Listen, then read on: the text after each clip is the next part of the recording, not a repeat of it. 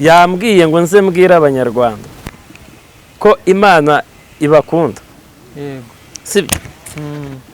Imana irambwira kabiri ngo irashaka ko intege nke mumazemo iminsi muzivamo, ukoresha ukuri. Imana irashaka abantu bavugisha ukuri. Irambwira ngo yabuze abantu b'ukuri, yabuze abantu b'ukuri. Irambwira ngo nimugaruke, mugarukire aho ngaho, ngo mugire ubwenge nk'ubw'inzoka ariko ntimugire ubumara nk'ubwayo.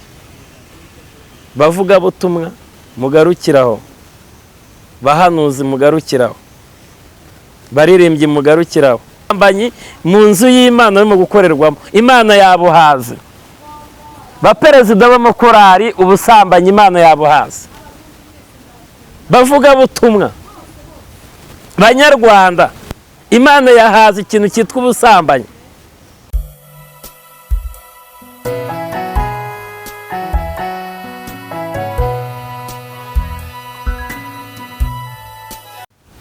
twongeye kubasuhuza abakunzi b'Umuremyi TV. Imana ibahe umugisha kandi ibanezeze, mwebwe abari mu majyepfo, abari mu majyaruguru, abari mu burengerazuba n'umujyi wa Kigali, mwese turabashuhuje. Abari muri diaspora namwe turabashuhuje. Imana ibahe umugisha kandi bakomeze. Abafite ibibazo hari Imana, mwihangane kandi Imana niyo murengezi wacu wa twese. Turi kumwe rero n'umukozi w'Imana Prophète Etienne. Muramuzi, ni umukozi w'Imana, twamutumiye kugira ngo ababwire ibyo muri iki gihe icyo Imana ibashakaho. Prophète Etienne, amakuru? Amakuru ni meza. Mumeze mute se? Turashima Imana. Murabona iby'ibihe bimeze bite? Iyi minsi iragoye ariko nanone dufite Imana. Urabona bimeze neza? Abasenga bari gusenga neza? Iyo urebye ukitegereza, urabona ko ibihe bimeze nabi, tugeze mu bihe bibi bimwe Pawulo yavuze. Ndabona ariko bimeze, tugeze muri bya bihe Pawulo yavuze, ubwo abantu bazaba bacitse intege, bikunda, bikakaza, bakunda imiya, birarira, urukundo rugakonja muri benshi. Ni byinshi ariko nta gitunguranye, abantu barabizi ko ni ibyahanuwe nyine bigomba gusohora, kandi ntabwo byasohora ku giti, bigomba gusohorera ku bantu. Ubona rero insengero zifunze, ubona abantu bacitse intege bagasubira inyuma, abahanuzi bakajya kunywa inzoga, bakajya mu busambanyi, bakajya kwiba, abanyamasengesho akaba aribo bambuzi mu makaritsiye nyine. Ni ukuvuga ngo byanga byakunda iby'Imana yavuze kera ikabivugana na ba sogokuruza bacu, urumva tugomba kubinyuramo, n'ubuhanuzi bugomba gusohora. Yego, murakoze cyane. Reka tubanze dusenga Imana n'ubundi kugira ngo twinjire mu kiganiro cyacu nk'uko Imana yabishatse.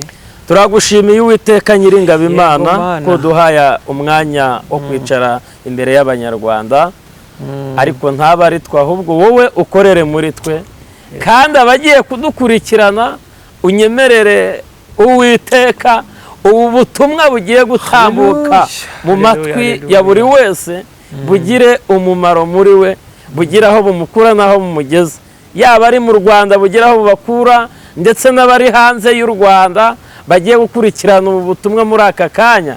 Reka buri wese bumugire aho mukura kandi bumugire aho bumugeza. Turagushimiye rero kuduhaye umwanya bwo kugira ngo tuganire n'Abanyarwanda bose, kandi ukomeze kubana natwe, usozanye natwe mu izina rya Yesu Kristo, amen. Karibu umukozi w'Imana rero, ubwire abantu bari imbere ya kamera, bari imbere ya telefone zabo, abari imbere y'amateleviziyo, ikimanisha. Murakoze cyane Banyarwanda. Mudahari ntabwo twakwicara kuri kamera, ariko kuko muhari kandi kuko dufite n'umutekano, niyo mpamvu twicaye aha tuvuga gukomera kw'Imana, tuvuga imirimo y'Imana. Amen. Rero mwese Imana ibahe umugisha. Reka dusome iri jambo niryo nshaka ko tuza kuganiriramo cyangwa gutangiramo message. Ndumva nta bintu byinshi mfite byo kuvuga cyane, ariko iyi message Imana yampaye, ni Imana yampaye message. Ntago ari iyanjye, ni Imana yimpaye ngo nzanire abanyarwanda. Ni Yohana ibice, igitabo cya Yohana ibice 16, 3:16. Hari ijambo rivuga ngo kuko Imana yakunze abari mu isi cyane byatumye itanga umwana wayo w'ikinege ngo kugira ngo umwizera wese atarimbuka ahubwo ahabwe ubugingo buhoraho. Amen. Imana ibaho umugisha cyane kandi ibagirire neza. Imbaraga n'amavuta bibe kuba dukurikiye muri aka kanya. Message Imana yampaye, yambwiye ngo nze mbwira abanyarwanda ko Imana ibakunda. Sibyo?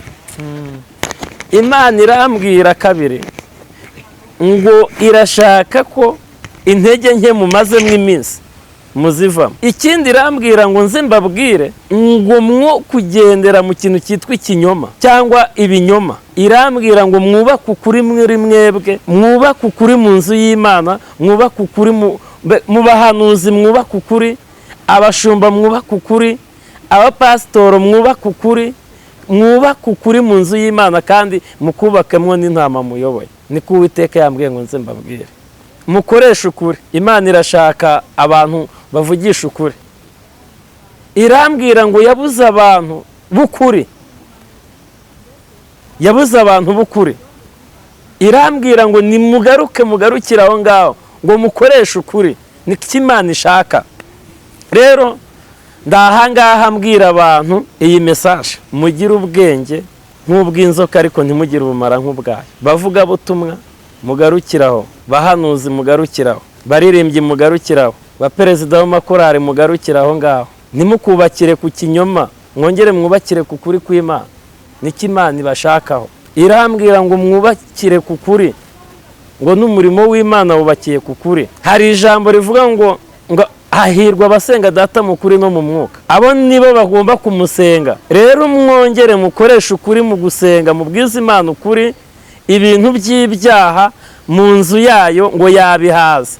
Ibyaha mu bahanuzi Imana yabihaze. Ubusambanyi mu nzu y'Imana no gukorerwamo Imana yabuhaze. Baperezida b'amakorari ubusambanyi Imana yabuhaze. Bavuga butumwa Banyarwanda Imana yahaze ikintu cyitwa ubusambanyi. Imana yahaze ikintu cyitwa ubusambo, ubujura, kwiba iby'abandi utahawe. Imana yahaze ibyo bintu. Imana yambwiye ngo mugarukire aho ngaho.